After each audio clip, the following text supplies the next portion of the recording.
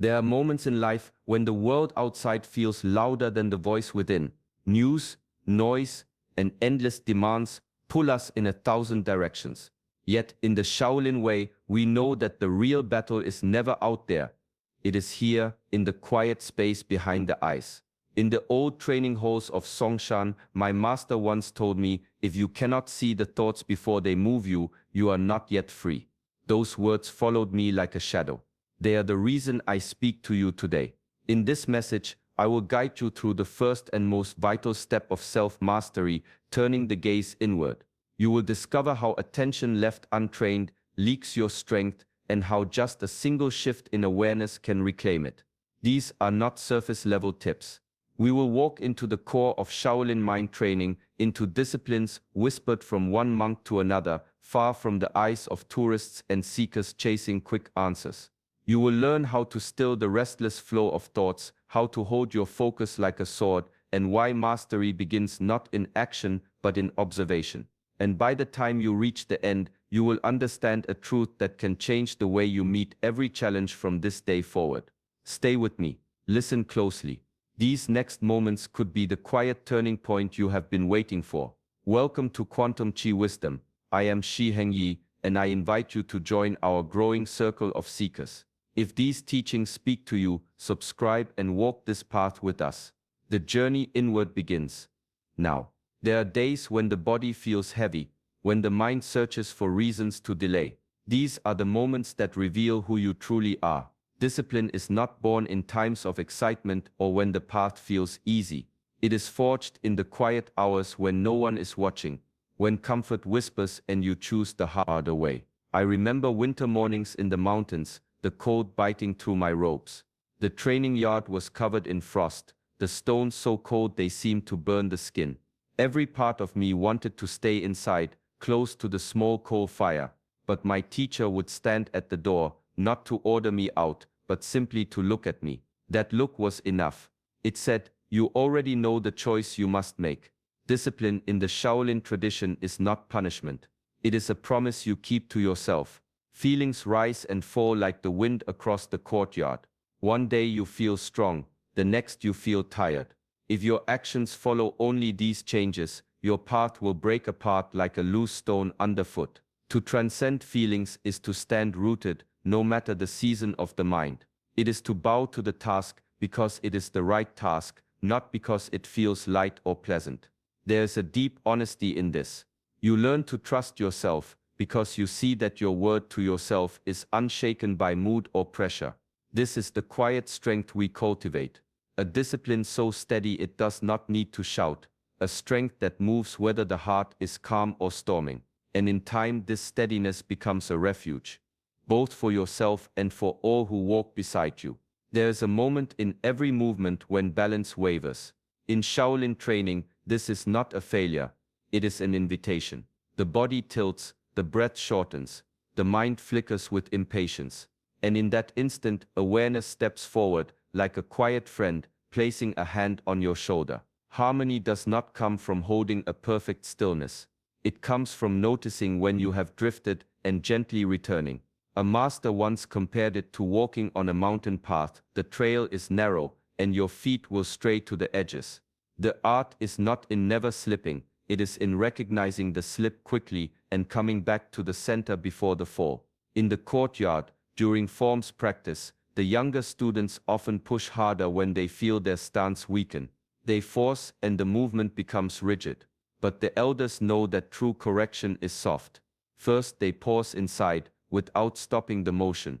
They feel the shift, release the tension, and allow the body to find its line again. This is awareness in action, neither blind reaction nor passive drifting.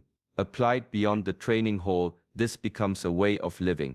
You notice the early signs of imbalance, a rising impatience in the voice, a restlessness in the chest, a narrowing of thought, and instead of being swept away, you acknowledge it, breathe and guide yourself back.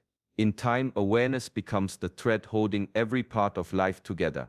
It aligns the body in movement, the mind in thought, and the spirit in intention. This is harmony, not a fixed state, but an ongoing dance between noticing and adjusting.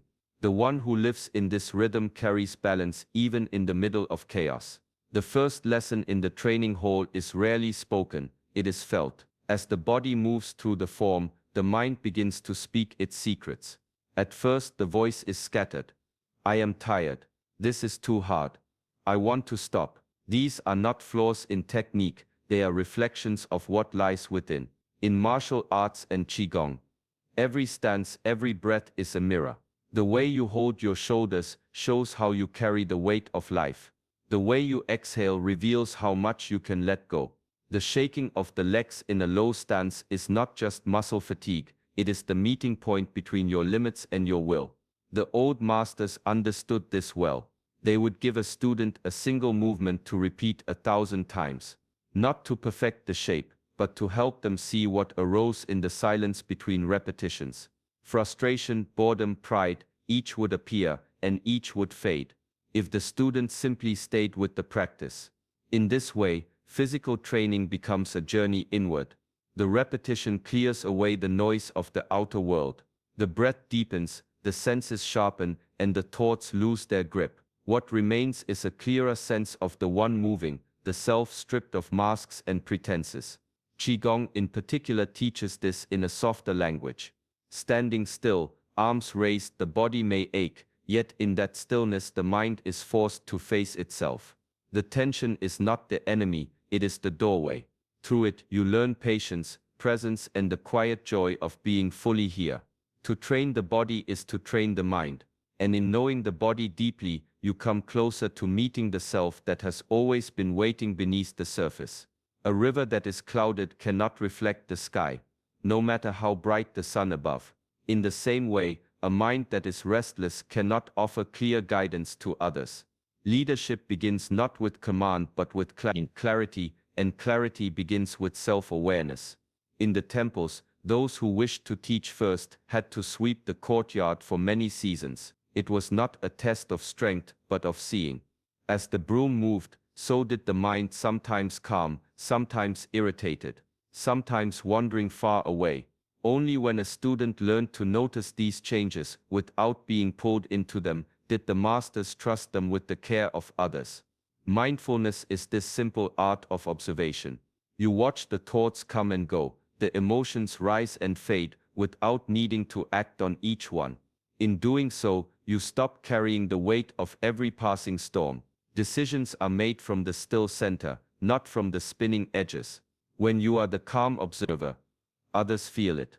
They sense the steadiness in your words and the patience in your silence. This steadiness is not an act. It is the result of having guided yourself through countless inner shifts before guiding anyone else. A leader without self-awareness may have authority, but not trust. Their actions may be loud, but their foundation is fragile. A leader who has walked the inner path moves with quiet confidence because they know the terrain of their own mind. Before you speak to direct another, listen to the voice within.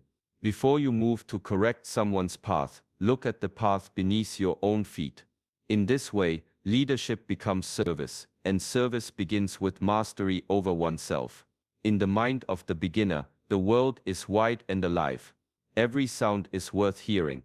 Every movement worth noticing. In the mind of the expert, the edges narrow, certainty replaces curiosity, and the eyes no longer see what is right before them. Shoshin, the beginner's mind, is a discipline as much as it is a perspective. It asks you to step into each moment without the armor of "I already know." In the Shaolin way, even the most seasoned practitioner returns to the simplest stances and the first breath of the day, as if meeting them for the first time. I recall an elder who had trained for decades, his movements precise as water flowing over stone. Yet every morning he would kneel, close his eyes, and feel his own breathing as though it were a mystery he had just discovered. When I asked him why, he smiled and said, "The moment I believe I have seen everything, my eyes will close." Beginner's mind is not about forgetting what you have learned. It is about holding that knowledge lightly, so it does not blind you to what is new. It allows you to see the familiar with fresh eyes, to find insight in the ordinary. In daily life, this might mean listening without preparing your answer. Walking a path you've taken 100 times and noticing the way the light falls differently today. Tasting food as though you've never tasted it before. By practicing Shoshin, you keep the heart open and the mind awake. You remain a student, even in mastery, and in that openness wisdom flows in, often from places and moments that the closed mind would have passed by without a second glance. True strength is not always seen in the muscles or the speed of a strike. There is a quieter power, one that moves beneath the surface, shaping the body from within. In the practice of Neigong, this power is cultivated slowly, with patience that stretches across years. The training begins with stillness. The body stands rooted, the breath moves like a tide, and the mind listens. At first it feels as if nothing is happening. The world outside measures progress in quick results, but Neigong teaches that the deepest changes are often invisible at the start. In the temples, there are stories of monks who could endure the cold of winter without shivering, or hold a single posture for hours without strain. These were not feats of brute force, but of alignment. Breath, body, and mind moving as one. By guiding the breath deep into the body, by softening tension and opening the channels of energy, they created a harmony that supported them in every movement and every stillness. Neigong reshapes how you meet life itself. The breath becomes an anchor in moments of uncertainty. The body learns to conserve rather than waste energy. The mind stops chasing every thought and begins to rest in the present. This is why the practice is considered transformative. It does not just prepare you for training, it changes the way you live. Over time, you may find that your movements are lighter, your mind clearer, and your presence steadier, without knowing exactly when the change began. Internal strength is like water shaping stone. It works slowly, yet its effects are lasting. And when body, breath, and mind flow together in harmony, the strength you carry is not only your own, it is the quiet force of life itself moving through you. A leaf does not fall without moving the air around it. A single drop of rain ripples across the whole surface of the pond. In the teaching of interbeing, nothing exists alone. Every action, every thought, every breath is part of a greater web. Zen reminds us that our lives are woven together in ways the eye cannot always see. The food we eat carries the work of countless hands. The breath we take has passed through forests, oceans, and clouds. Even the ground beneath our feet holds the footsteps of those who came before.